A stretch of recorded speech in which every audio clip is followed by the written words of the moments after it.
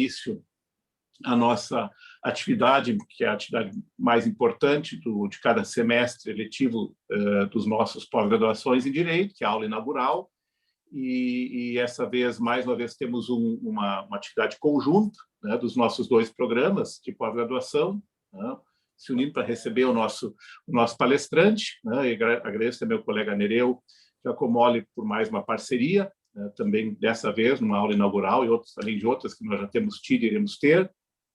Saúdo também os demais professores presentes, a nossa decana social, a professora Regina, né, e também nossos alunos, né, discentes de todos os níveis, né, de ambos os programas, Minter, Dinter, também convidados, né, e especialmente, é claro, né, Lênio, te deixei por último, mas né, justamente porque a ti que eu dirigi agora também as palavras principais, né, o nosso querido amigo, posso chamar de querido amigo, porque realmente é um amigo também de longa data, o nosso querido amigo Lênio Luiz Streck, né, que já teve outras vezes conosco, né, nos brinda mais uma vez, e o nosso PPG, acho que é a segunda aula inaugural, né, Lênio, mas dessa vez realmente reforçada para essa atividade conjunta, né?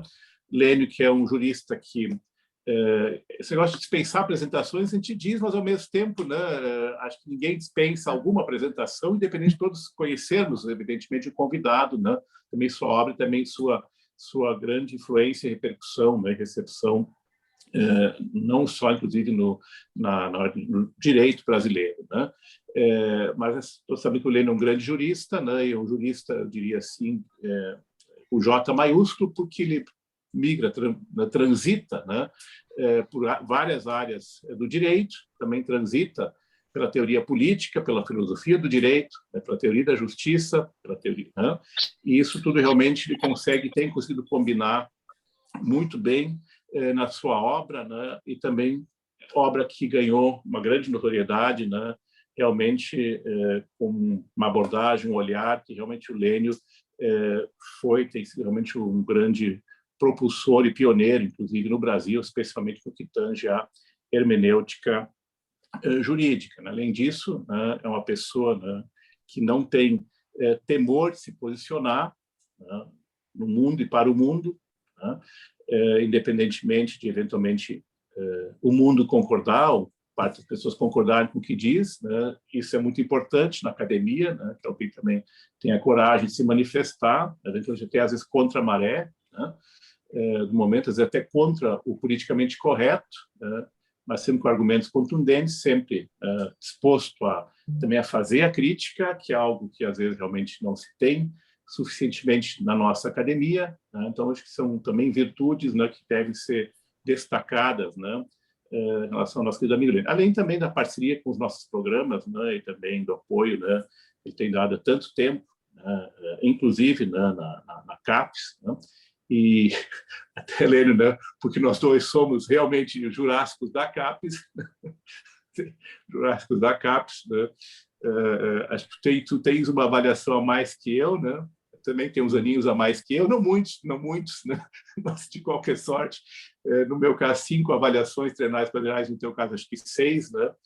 Realmente não é para pouca gente, né? Aliás, né? Realmente para 2 pessoas, né? Atualmente nessa quadra do história. Mas de qualquer sorte, realmente, então, é mais uma satisfação, né? Mais um motivo, né, de satisfação de te ter conosco, né? Eu vou passar a palavra rapidamente também ao Nereu, né? E também depois para a nossa decana associada, Regina, para algumas palavras, e aí depois já damos início, né, ao que realmente interessa, né, ao que nós viemos aqui, que é a palestra do nosso amigo Lênio. Nereu. Bem, obrigado, Ingo. Inicialmente, quero dar as boas-vindas a todos os professores, alunos e ao professor, especialmente ao professor Lênio, que aceitou gentilmente o nosso convite para essa aula inaugural dos 2 programas. Agradecer ao professor Ingo pela parceria e essas atividades conjuntas que estamos fazendo entre os 2 programas, que só engrandece realmente a Escola de Direito, os 2 programas e os alunos. Isso é muito importante para a pós-graduação e para o estudo crítico do direito. Agradecer cumprimentar a decana associada, todos os professores, alunos também os alunos do Minter e do Dinter, do Piauí, de Teresina do Piauí, o que faço em nome do presidente do Tribunal de Justiça do Piauí, que está nos acompanhando, o desembargador Edvaldo Moura, que também é aluno do Minter. Então, cumprimento a todos, e só ressaltando a importância do professor Lênio, que o professor Ingo já sublinhou, mas também por pós-graduação em Ciências Criminais. O professor Lênio foi um dos que trabalhou bastante, se pode dizer, um dos cofundadores do Programa de Ciências Criminais, né? A sua importância realmente para o Programa de Ciências Criminais é bastante relevante. Então, obrigado, professor Lênio, e passo a palavra, então, à professora Regina. Bom dia a todos. Obrigado. Em nome da Escola de Direito, dou as boas-vindas aos participantes, professores, alunos daqui, do Minter, Dinter, dos 2 programas. Parabenizo aos coordenadores dos nossos programas de pós-graduação, porque estão fazendo atividades conjuntas, e isso é muito bom, porque dá oportunidade a que todos possam saber do que está acontecendo no nosso cenário jurídico. Agradeço em especial ao nosso professor Dr. Lênio Streck, sempre um ícone no nosso mundo jurídico, que aceitou nos brindar com essa aula inaugural. E, em nome do decano, que tinha um outro compromisso, mando os abraços dele e também a satisfação de recebê-lo. Muito obrigada, e vamos lá, professor Ingo, professor Nereu. Ok. Lênio, né? Oi. Toca a ficha. Muito bem, muito bem. Bom dia a todos. Permito-me cumprimentar primeiro a Regina e a Gabriele, que apareceu ali atrás do Ingo, né, que é minha amiga também, amiga da Rosane, esposa do comandante Ingo. Saúdo, portanto, também o Ingo, todas as pessoas, Nereu Giacomoli, né, meu grande zagueiro, juiz, estivemos juntos em Itaqui, agora temos até uma causa em conjunto, um pepino enorme para descascar, sentindo na carne o que é aquilo que o Ingo sofreu quando ele mudou o apartamento, entrou com uma ação. Nereu e eu sofremos agora, por parte do Ministério Público, para começar, né? Enfim. Então, saudando também o Rodrigo, o Zeca, meu querido Drayton, já falarei sobre você. E quero saudar, eu acabei de dar uma entrevista na Rádio Teresina para os jornalistas, os jornalistas Simone e o Luciano, e junto com o Alexandre Coura, que é meu ex-aluno, eu sou detentor da medalha do Mérito Renascença, que eu recebi na primeira capital do Piauí, em Oeiras. Eu sou cidadão teresinense. Eu quero saudar, então, os meus amigos de lá, na pessoa do Edvaldo. O Edvaldo Moura assistia, eu tenho fotografias dele, assistia os antigos congressos do ID, lá no Rio de Janeiro, no Hotel Glória. E lá estavam no Hotel Glória. Eu escrevia esses dias ainda, conclamando a ministra Carmen Lúcia, porque ela, com a sua pequena Constituição, fazia palestras vigorosas e dizia: até com o taxista eu uso esta Constituição.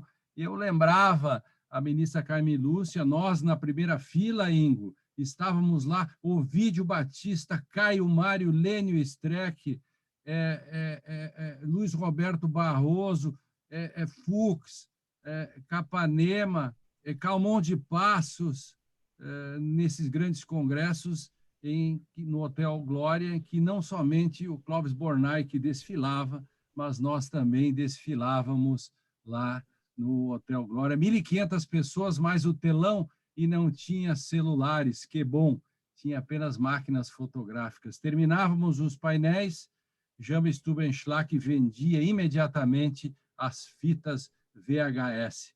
Que coisa maravilhosa, que tempos!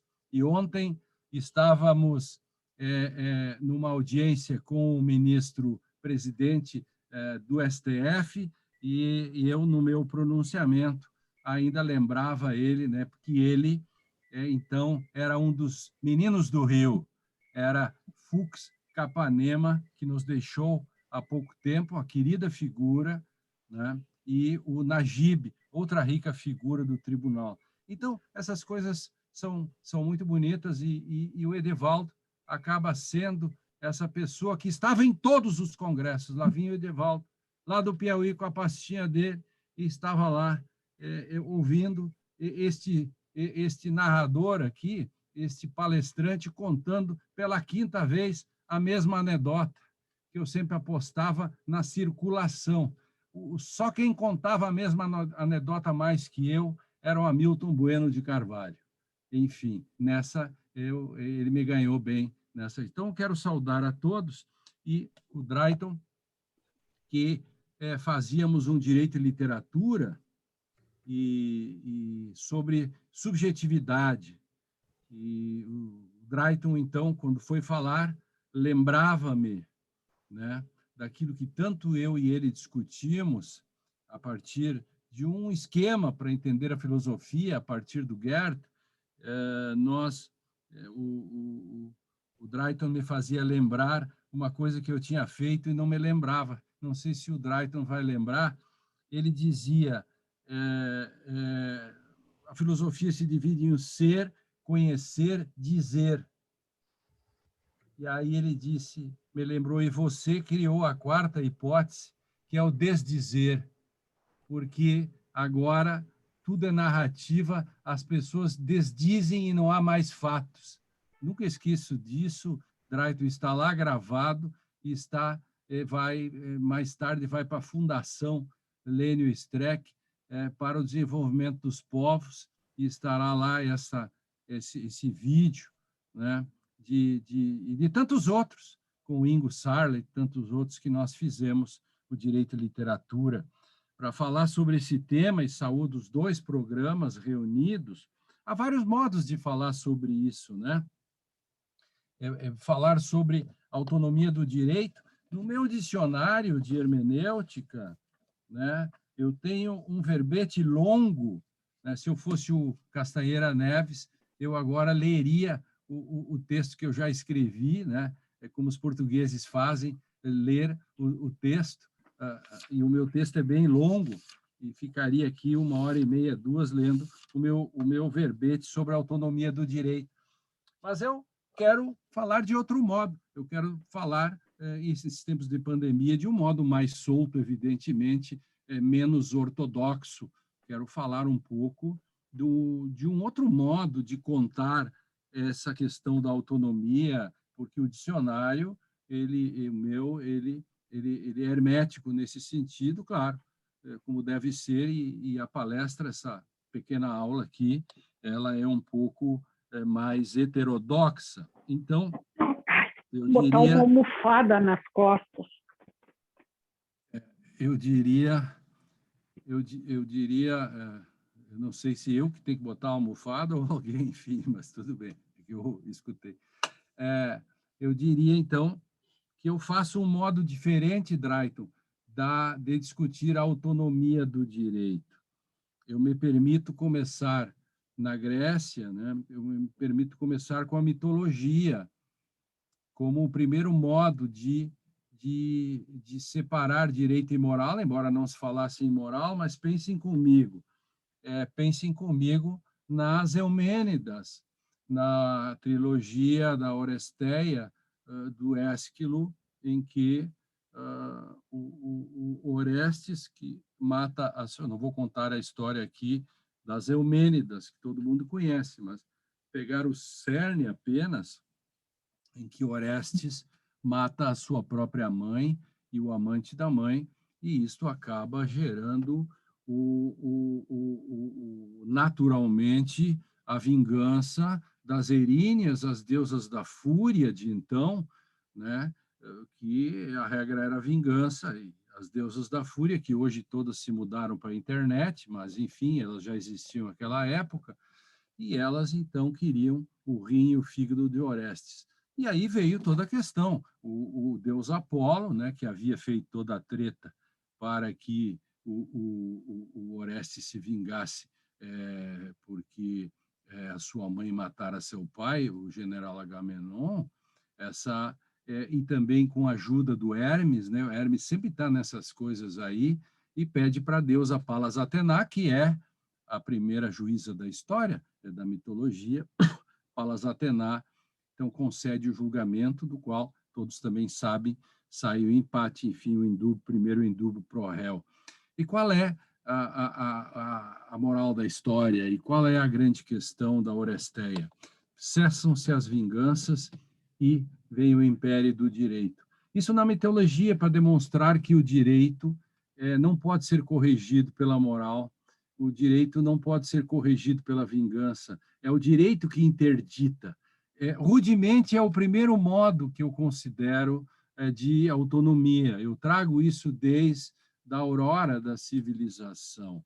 E, para mim, o segundo, e é uma leitura minha, a segunda questão, que é outro corte que se dá é com auctoritas non veritas facit legem, com o Hobbes, né?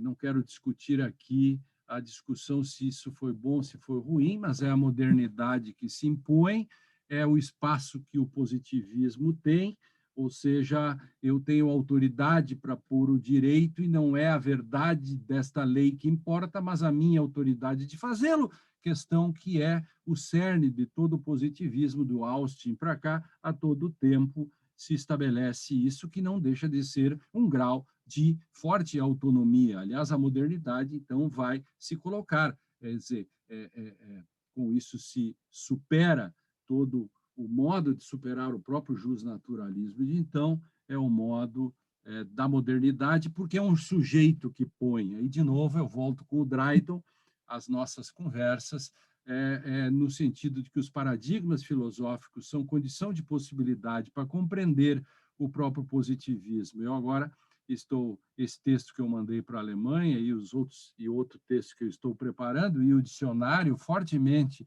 a segunda edição trata dessa questão do como o empirismo é fundamental para sustentar o caráter descritivista do positivismo, né? E de como essa questão no século XIX se coloca fortemente, 18, 19, como isso entra no século XX, e como que o direito se vê no meio disso, na medida em que, se você separa direito e moral, você tem a única possibilidade é o textualismo, é aquela primeira versão, digamos, formalismo, textualismo do século XIX, que se chamava sob 3 matrizes diferentes de positivismo, e também os modos como esses positivismos são superados por outros tipos de positivismo, como o próprio realismo, que é uma forma de positivismo,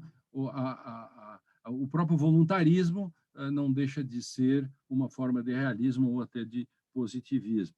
Então, nesse sentido, a segunda forma de autonomia é a forma do Estado moderno, que primeiro surge como absolutismo no sentido de auctoritas non veritas facit legem. A terceira é um novo sujeito histórico, que eu considero assim, que é a Revolução Francesa e as decorrências do seu legado de liberdade, igualdade, fraternidade, e estamos condenados a seguir isso na medida em que a própria noção de igualdade é decorrente da não possibilidade de usufruir a liberdade de um direito que então era regulatório e que as lutas do século XIX foram fazendo com que o direito tinha que num determinado momento, explodir. Ele explode porque ele não consegue abarcar todas as hipóteses de aplicação, porque ele tem uma perspectiva, a sociedade tem outra, e radicalizando chega no próprio socialismo, que estabelece uma igualdade que sufoca a liberdade, e só nós conseguimos sair disto a partir de uma certa fraternidade, que aí sim eu considero o quarto elemento da autonomia do direito nessa construção que eu faço, que é o segundo pós-guerra, que se dá conta que o direito precisa ter esse grau explícito de autonomia, que vem a ser a noção de que a Constituição é norma.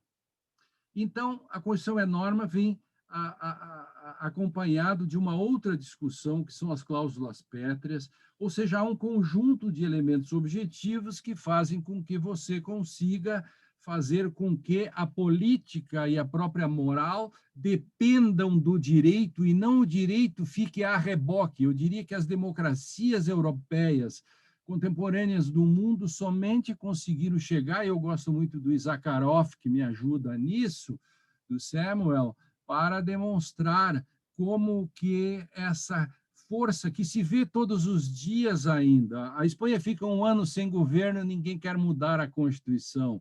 Portugal, esses países. Agora, nas pandemias, ninguém fez estado de exceção. Ninguém quis mexer com o direito, porque tudo depende do direito, que é essa ideia de autonomia, do alto grau de autonomia que o direito assume a partir do segundo pós-guerra. Percebem? Agora, de todo modo, isso não resolve um velho problema, o problema do direito e da moral. Aí vem uma questão da lei de Lênio-Streck, que é quem separou o direito da moral foi a moral. Então, porque se eu digo que separar direito e moral é bom, eu já fiz um juízo moral dizendo que separar é bom. Logo, aquilo que pretensamente não tinha moral, tem moral, porque eu acabei de dar um juízo moral. Portanto, é a moral que separa direito e moral. E aí viria toda uma discussão que se estabelece no século XX.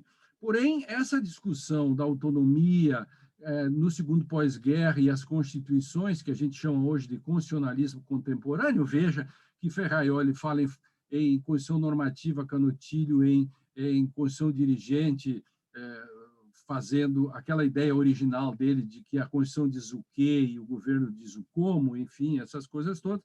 O Hess com a força normativa, enfim, em todos os lugares está se dizendo que, bom, a Constituição é o documento, a explicitação do contrato social, e a partir disso nós temos as correntes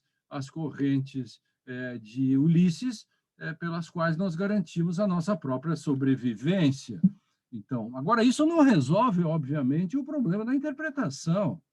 Você dizer que a Constituição constitui, que é uma frase minha, mas você dizer que a Constituição é norma, isso não quer dizer que você resolveu os problemas do próprio sentido do direito. Por quê? Porque a partir do segundo pós-guerra, com todo o pessimismo que se coloca, uma parte ficou pensando, dos juristas se atirou nos braços da política, do realismo.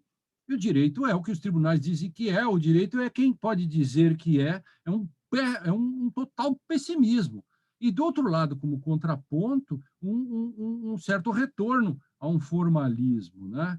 Quando eu escrevo um livro chamado Os 30 Anos de Constituição, e quando eu quero achá-lo, nunca acho aqui atrás na biblioteca, Os 30 Anos de Constituição é o conto em 30 parágrafos grandes, os 30 anos da Constituição, e como essa dicotomia do segundo pós-guerra ela chega ao Brasil e Drayton, como isso acaba contaminando, de algum modo, para o bem e para o mal, toda a perspectiva do processo no Brasil.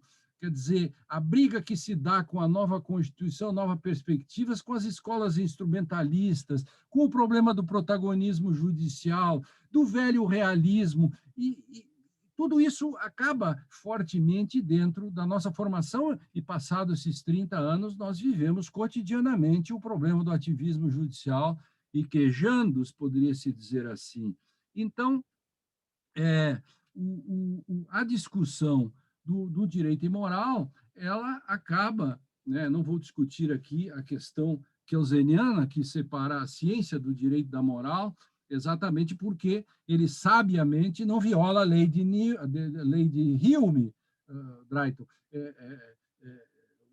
Só tem 2 caras, para mim, e eu diria, modéstia às favas, 3, que não violam a lei de Hume no direito nunca. Alguns respeitam, às vezes violam, às vezes não violam, mas ortodoxamente, Kelsen foi o cara que não violou a lei de Hume, Dworkin não violou a lei de Hume, e este seu amigo aqui, que procura todos os dias não violar a lei de Hume, dizendo que de um S tira um dever ser, etc., etc. É apenas um pequeno registro que se faz pelas críticas que eu tenho fortemente por aquilo que é o problema do realismo jurídico. Tão forte essa questão, e nesse texto que eu acabei de terminar agora, que acabou ficando com tradução também, é a discussão, por exemplo, de 2 livros que ainda não tem no Brasil, mas são assim, eu adoro, Ingo, os livros, até hipsch, assim, né? São fofos, uns livros bonitinhos, assim, mas me fizeram tão bem, sabe? Tão bem, eu fiquei tão feliz quando li um livro 2 livros de um velhinho alemão que chama Bernd Ritters, que um deles encaixa como uma luva. Eu fiz a comparação nesse texto que eu mandei para o Ricardo, Ingo. Ele diz Die heimliche Revolution. E aí ele fala do Estado feito, do Estado de Direito dos juízes. E a revolução secreta, silenciosa, que vem sendo feita pelo judiciário. E devagarinho, ele vai comendo pelas bordas. O direito administrativo é um bom exemplo. Nereu Giacomelli, você sabe muito bem disso. Nós, na carne, sofrendo com um direito administrativo que não existe, que é todo feito de teses do STJ e quejandos. Cadê o direito? Aí o Matias de Estaek diria, isso é um positivismo jurisprudencialista. E aí tem um outro livro do próprio Ritters também, que é de Unbegrenzte Auslegung, que é uma interpretação não limitada, que ele denuncia por que a doutrina não doutrina mais. Com outras palavras, eu também faço a minha leitura muito própria do que ele diz. Eu estou dizendo isso porque, para falar desta última autonomia, dessa 4ª fase da autonomia do direito, que não resolveu os problemas da interpretação, que gerou 2 grandes questões e que chega numa discussão bem contemporânea, fortíssima, que é entre jurisdição, porque a autonomia vai estar dentro de uma discussão entre jurisdição e democracia. Se pergunta, por exemplo, pode um tribunal dizer que tudo que o parlamento fez durante um ano com uma canetada, isso é inconstitucional, isso é nulo, írrito nenhum, ou pode reescrever? Isso, a pergunta para o Brasil é muito difícil, porque as teses do Supremo Tribunal são novas leis. Nenhum legislador faria um artigo de lei do tamanho, por exemplo, da tese que o Supremo acabou de fazer contra ele mesmo, por sinal, eu acho isso fantástico, quando ele discutiu que as pessoas que professam religiões podem ter um dia especial para o seu concurso público. E o Supremo já havia dito que não por uma tese, mas agora ele fez uma tese maior ainda, e nenhum legislador escreveria um artigo com um dispositivo com 8 linhas, por exemplo. Por quê? Porque é muito fácil você... E essa é uma questão que também é denunciada em alguns textos alemães que criticam o ativismo, porque eles dizem que é muito ruim, Drayton, o parlamento concorrer com o tribunal. Porque o parlamento tem que passar, Nereu, por um monte de questões. O tribunal se reúne uma vez com um voto, com 6 votos, por exemplo, no Brasil, ele reescreve, faz uma interpretação conforme, faz uma nulidade parcial. Alguém vai dizer, mas é difícil, de fato, concorrer, é difícil ser legislador, uma súmula vinculante vale mais, pessoal, do que uma emenda constitucional. Na verdade, ele é fácil de fazer uma súmula que vale tanto quanto uma emenda à Constituição, ou às vezes não precisa de súmula. Há várias decisões que mudam a Constituição de forma Heimlich, de forma secretinha, de forma, entendeu? Dando o driblezinho para cá e tal, o drible do Rivelino, o elástico, entendeu? Jogando em profundidade.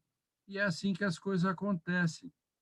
Então, eu quero dizer, então, que surge a grande discussão, é inexorável, se a jurisdição é compatível com a democracia. Claro, isso gera radicalismos, né? Aliás, um autor que eu gosto muito, eu tenho muitos alunos, o Gilberto, os que conhecem o Gilberto Morbach, que é meu aluno, o Drayton conhece, sabe que ele estuda o Jeremy Waldron, é um especialista em Jeremy Waldron. Ele agora vai para a Inglaterra estudar o nosso Gilberto, exatamente aprofundando as discussões sobre o positivismo, enfim. E o Waldron é um positivista normativo ou ético, não sei como chamar isso, e não poderia ser diferente, porque se ele não aceita a jurisdição constitucional e se diz positivista, o único modo dele sobreviver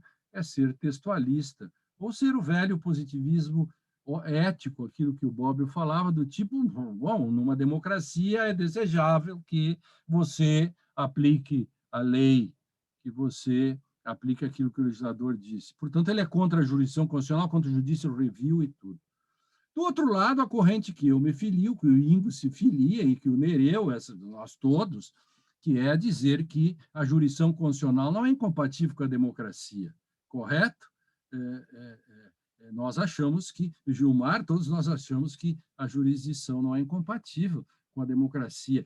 Aí eu sou Issacharoff, que acho que, inclusive, isso fortalece as democracias frágeis. Sou um otimista, o que eu vou fazer, né? Eu sou um otimista, por isso que eu sou um gremista, né? Que sou de certo modo, otimista, né? Mesmo com o Portalupe Futebol Clube mandando no Grêmio. Muito bem. Então, o que acontece? Se eu tenho um debate contemporâneo e faço uma opção, Drayton, eu respondo.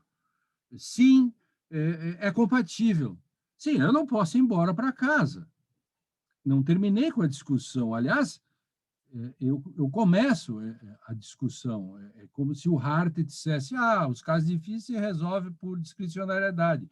Está encerrada a aula. O Working vai dizer só um pouquinho. Onde você terminou, eu começo. E eu também vou dizer, essa resposta, eu vou ter que terminá-la. Como é que eu faço essa resposta? Dizendo que o debate se transforma num dilema.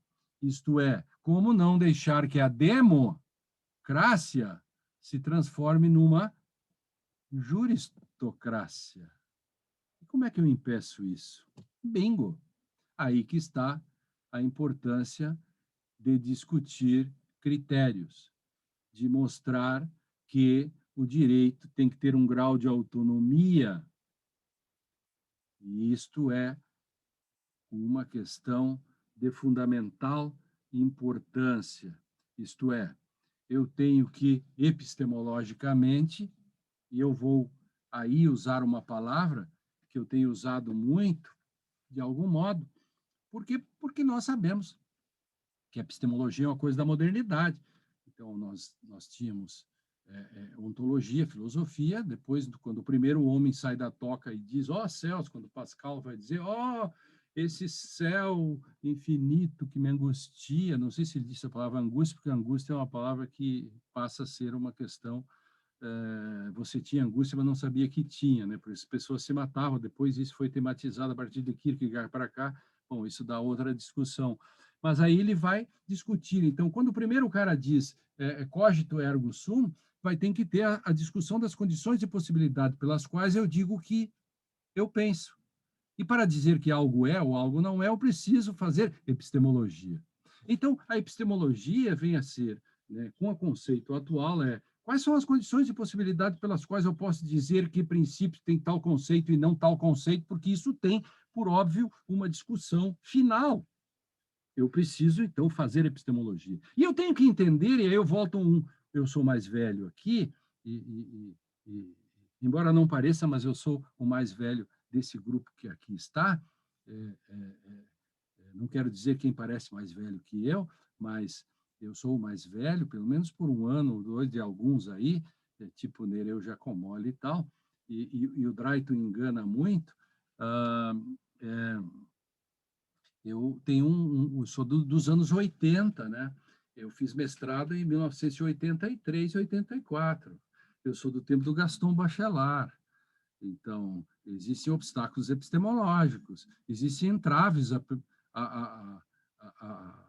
que nós façamos compreensões. Se nós dois, se Regina e eu, partimos de conceitos diferentes e chegamos à mesma conclusão, é porque um dos dois está com o conceito errado. Por óbvio, porque se epistemologicamente o conceito é fundamental para eu chegar numa conclusão, ele tem que ter um correto e outro incorreto, sob pena de, ou se os dois erramos, é que os dois conceitos eram inúteis. Quem sabe nós dois utilizamos conceitos inúteis.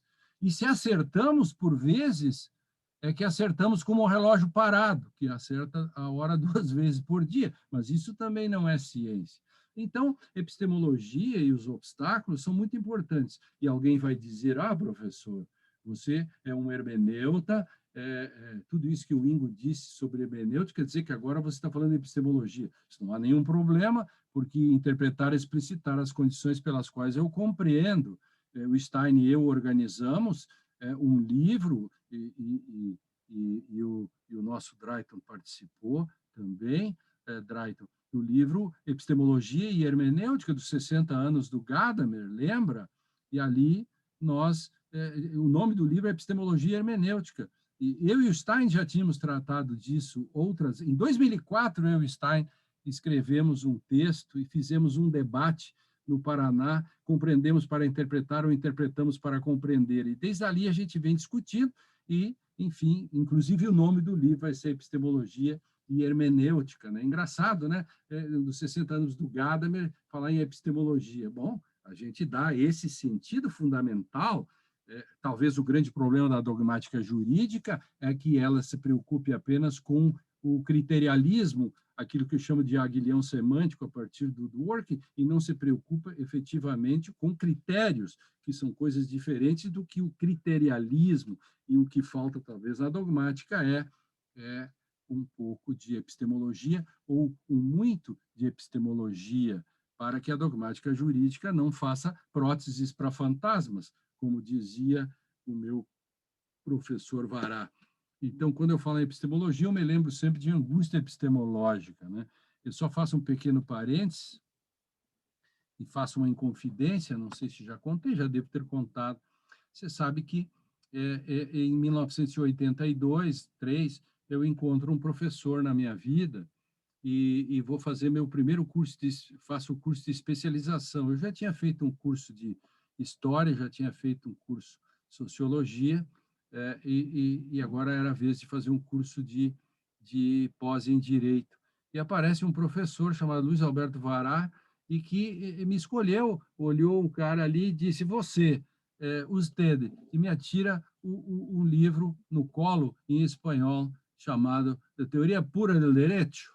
Que maravilha, eu nunca tinha ouvido falar de Kelsen. Nunca, não sabia quem era esse cara. E aí, tive que fazer um seminário, me quebrei todo. Eu disse para eles, 3, 4 dias depois, professor, estou extremamente angustiado. Aí ele disse, que bom, estás com uma buena enfermidade, angústia epistemológica. Nunca mais eu esqueci isso.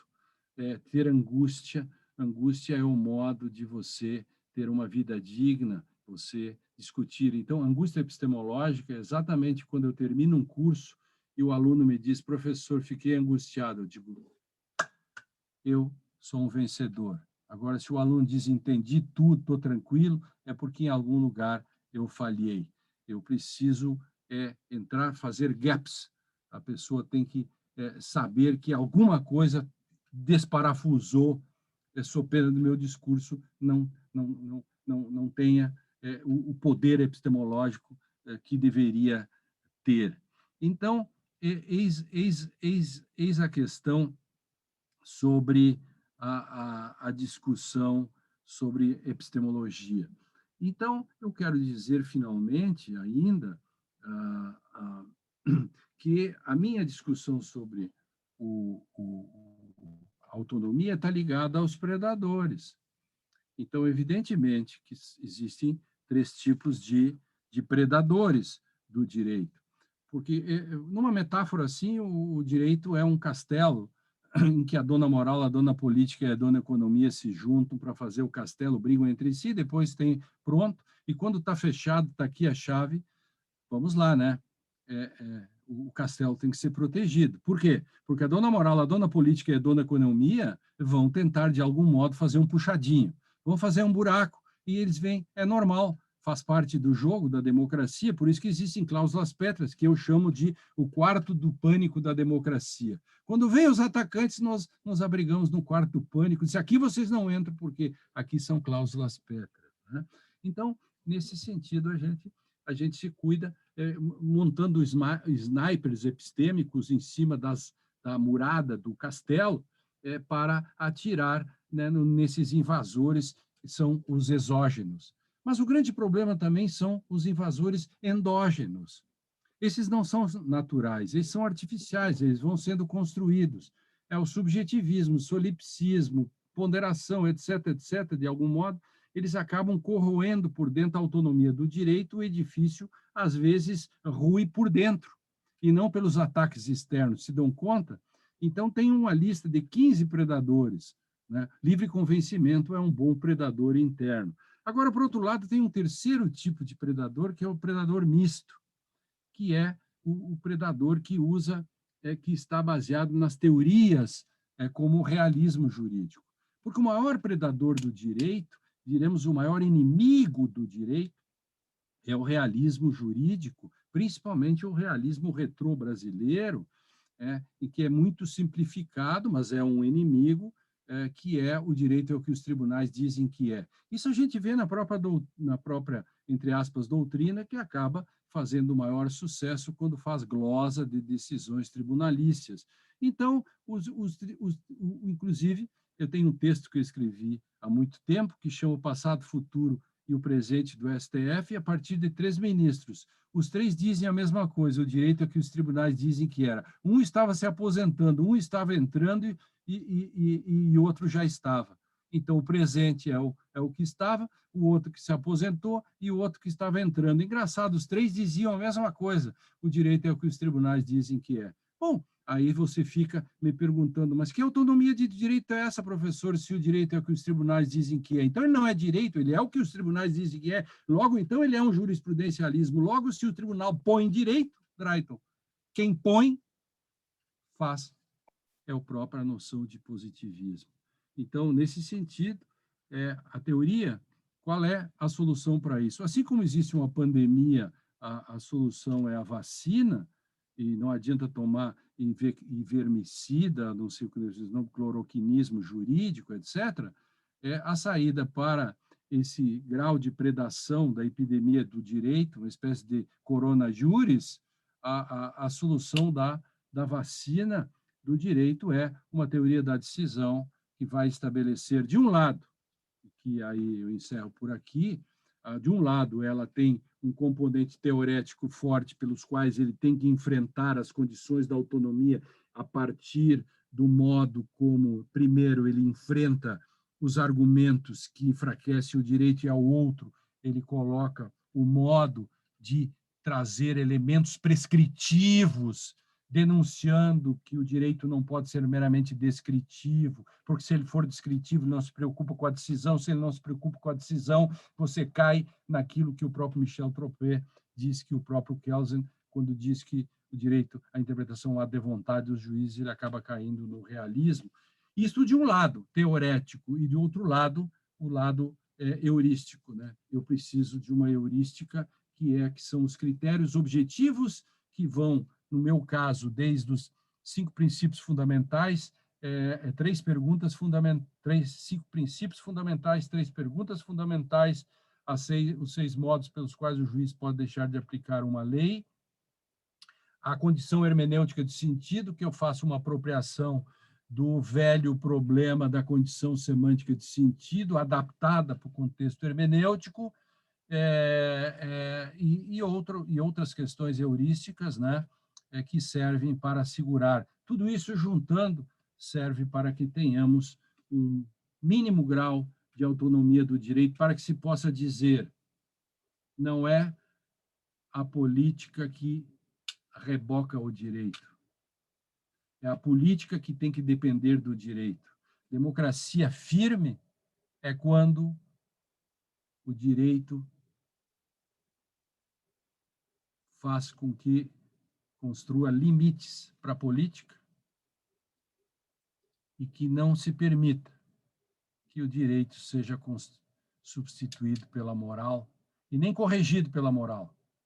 O que, paradoxalmente, é a grande questão minha e que sempre os alunos me perguntam: afinal, você disse que o direito não pode ser corrigido pela moral e é um antipositivista ferrenho que separa direito e moral. Eis o mistério da fé, eis a grande questão que eu venho trabalhando, por isso que eu fiz uma teoria da decisão que responde a essa pergunta que todo mundo me faz, que é muito simples, por óbvio,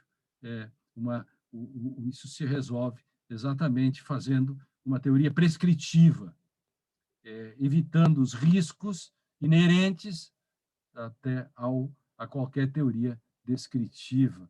E, portanto, para ser prescritivo, eu não posso prescrever qualquer coisa. De novo, eu tenho que segurar Hermes, que, aliás, fiz 2 palestras semana passada, denominadas A Delinquência de Hermes e Como Controlar Hermes. Meus queridos amigos, estou aqui com grande prazer, com muita honra de estar falando para a gente, uma plateia tão seleta. Eu vejo aqui de 174 pessoas, nesses tempos de pandemia, segurar essa gente. Eu, que tenho imensas saudades de ser explorado de novo nos aeroportos. Que saudade eu tenho, Ingo, de pagar R$ 27,00 por um café ruim e um pão de queijo ruim, e de falar para 1.500 pessoas presenciais, e depois as pessoas chegarem um pouco chateando a gente, às vezes, tirar 100, 150 fotografias no mesmo dia, mas a gente sente falta depois das fotografias, quando a gente fica isolado na sua casa, podendo apenas olhar a imagem das pessoas sem poder abraçá-las. Isto é muito difícil.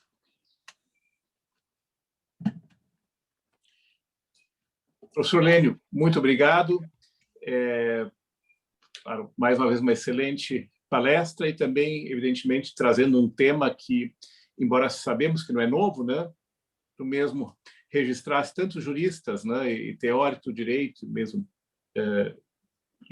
filósofos, né, que já trataram desse tema, né, e continuam, inclusive, influenciando as discussões sobre essa temática, né, mas ele continua extremamente atual, né, e de extrema relevância, né, porque, afinal de contas, sendo agora muito pragmático, né, essas discussões e a sua conversão numa determinada ou noutra praxis, né, afetam diuturnamente todas as nossas vidas, né, evidentemente também a esfera política, social, econômica, como um todo, né? Então, realmente não dá para abrir mão, né, de ouvirmos também sobre essa temática, refletirmos sobre essa temática, né?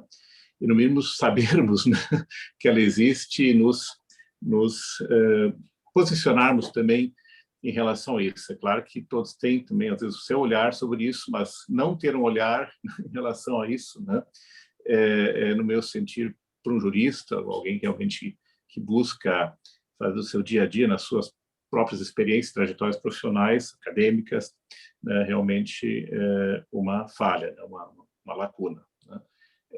Então, vamos a minha parte, né, e tem certeza também pelo Nereu, né, pela nossa Câmara Social, representando aqui o Fabrício, o professor Fabrício, nosso decano, né, eu estou muito feliz, muito satisfeito, né, de ter aqui conosco novamente.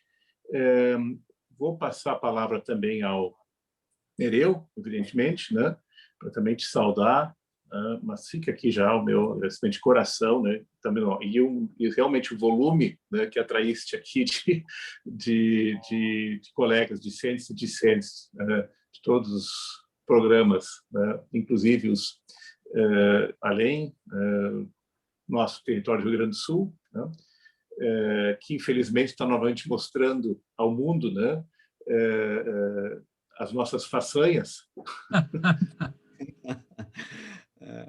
Algumas nossas façanhas, né?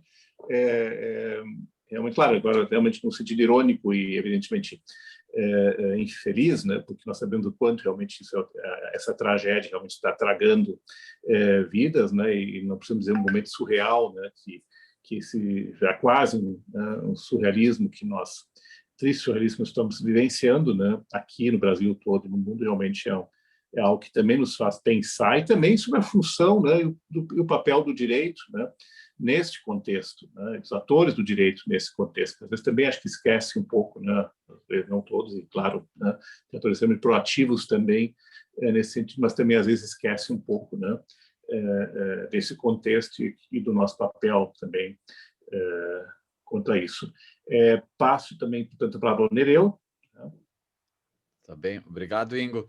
Agradecer um abraço para o Facchini, que está assistindo. É que eu não enxergo as pessoas aqui, né? Então, agora eu estou vendo aqui o Caian, Dárcio, então algumas pessoas eu não enxergo. Então, não é porque eu não estou saudando as pessoas, é que eu não estou vendo e eu não sei quem está.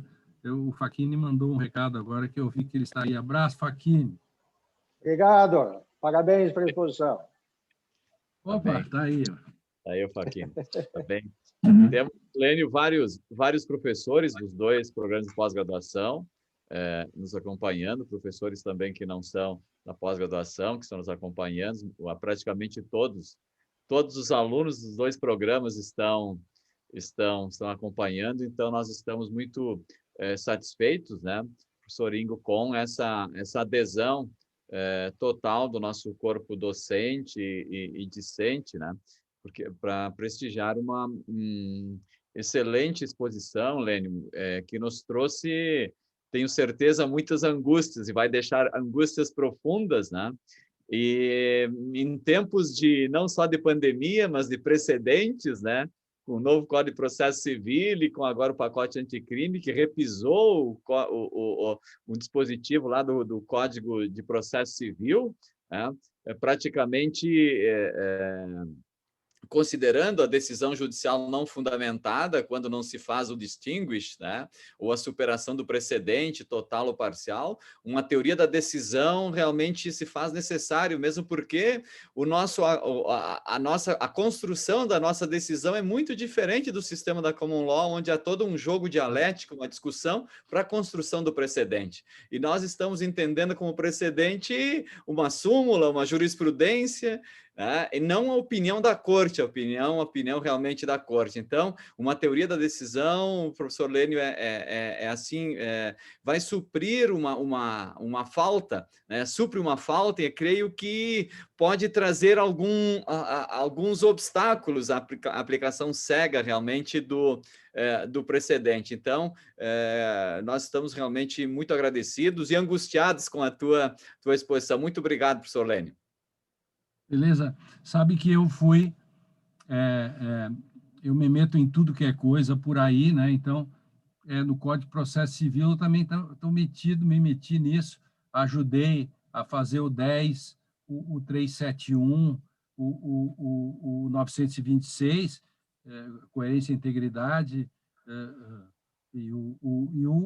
e agora eu também ajudei primeiro a fazer o 489, parágrafo 1º, e agora trazê-lo, e uma grande conquista, Nereu, para nós todos, enfim, foi trazer para o 315.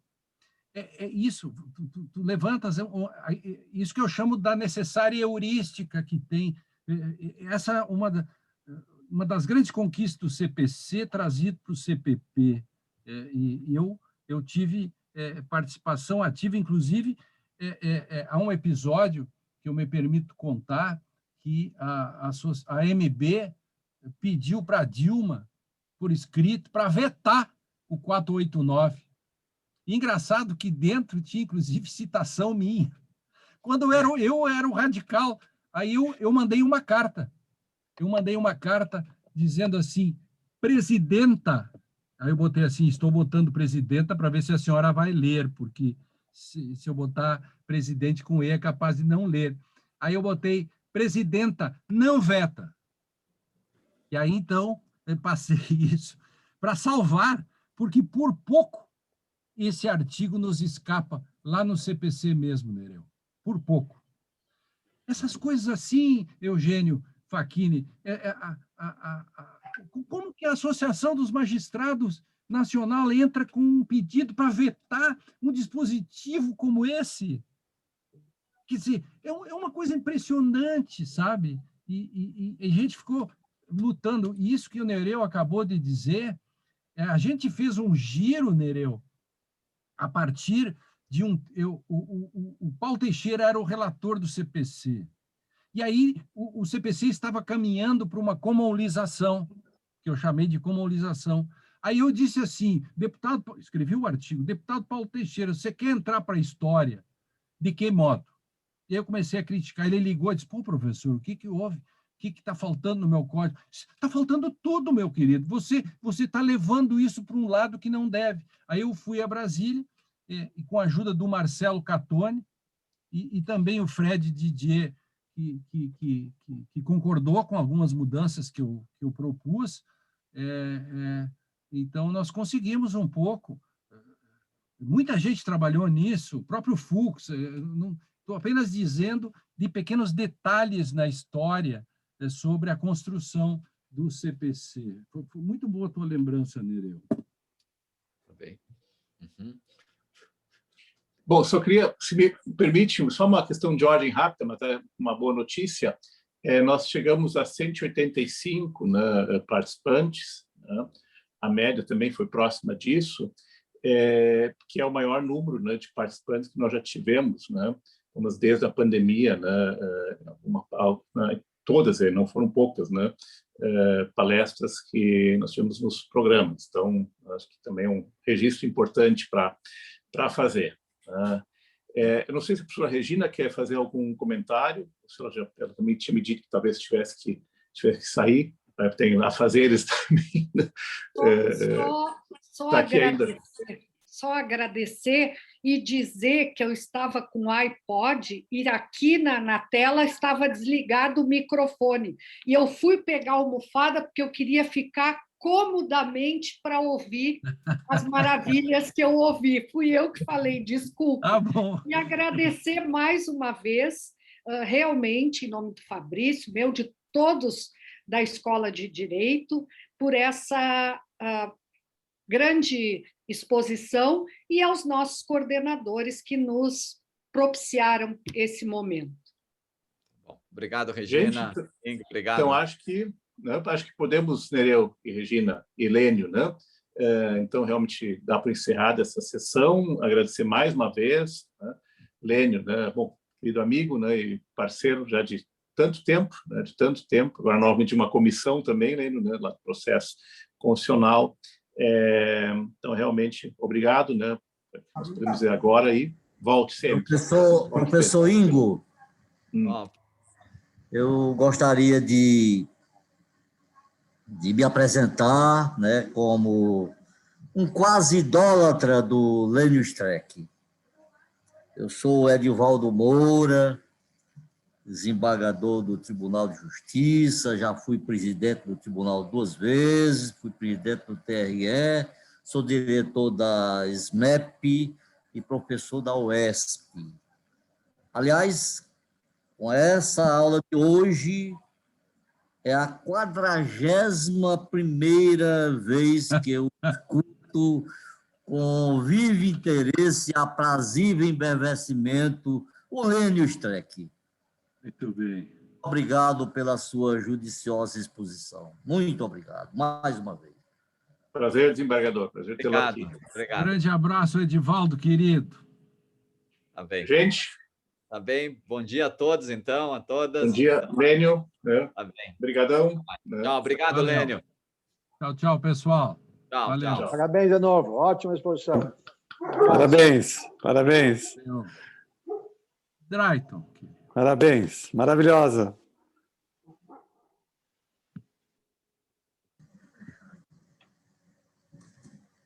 Fechar.